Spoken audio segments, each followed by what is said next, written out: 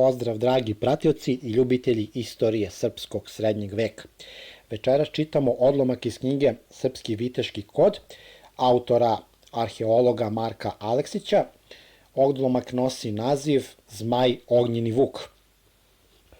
Jedan od onih junaka koji su jednako značajne ličnosti ostavili mnogo dublji trag u narodnom predanju nego u istoriji, bio je i Vuk Grgurović, poznati kao Zmaj Ognjeni Vuk. Živeo u doba kada je srpska država prestala da postoji, ali kada je viteštvo u Evropi počelo da se povlači sa istorijske scene. Zato se za njega kaže da je bio naš poslednji srednjovekovni vitez. Vuk se rodio oko 1435. na srpskom dvoru u Smederevu, kao sin Grgura, najstarijeg sina despota Đurđa Brankovića. Kada je 1456. umro njegov slavni deda, nastupile su borbe za presto u kojima se Grgur Branković ubrzo našao na strani poraženih. I morao je, zajedno sa svojim sinom Vukom, da napusti Smederevo.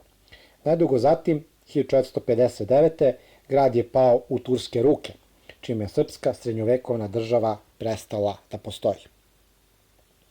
Tako se Vuk sa svega 20 godina obreo napred u Turskoj, ali ubrzo prešao u Ugarsku, gde postoji jedan od istaknutih srpskih vojnih zapovednika, poput Stefana i Dmitra Jakšića, Miloša Belmuževića ili Vladislava Kosače, koji su sa svojim ratnicima branili granicu od turskih upada.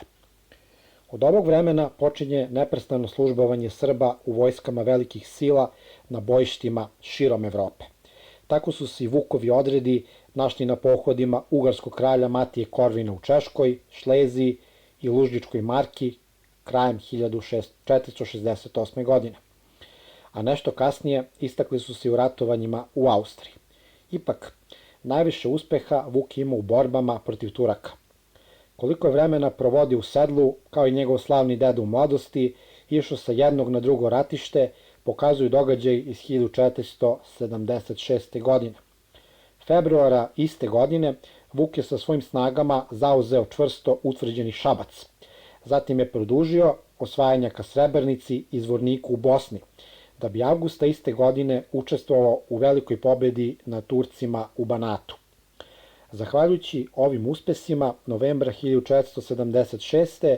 poverena mu je komanda nad vojskom koja opsedala njegovo rodno Smederevo, ali opsada ipak okončana bez uspeha.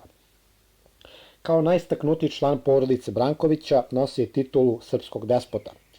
Vuk nije imao svoju državu, ali se njegov dvor nalazio u Kupiniku u Sremu, gde je bio i najveći broj njegovih poseda, u Irigu, Berkasovu i drugim sremskim mestima. Sa ovih poseda opremao je svoje jedinice koje su većinom činili Srbi iz Srema. Kao uglednog ratnika cenili su ga i ugarski kralj Matija Korvin i turski sultan Mehmed II. Osvajač, a kasnije i njegov naslednik Bajazid II. Tokom 1482. sultan je preko Vuka poveo pregovore o miru sa Ugarskom, o čemu govore i 4 sačuvana Vukova pisma Bajazitu II, koje je napisao u Kupiniku i Iriku.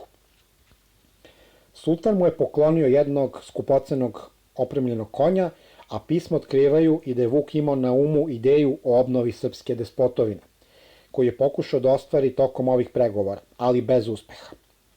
Njegovo 5. sačuvano pismo, upućeno glavnom turskom pograničnom zapovedniku Ali Begu Mihaloglu, 1483. koje otkriva međusobno uvažavanje dva najistaknutija ratnika sa dve strane granice, ujedno predstavlja i poslednji podatak o Vuku Grgureviću.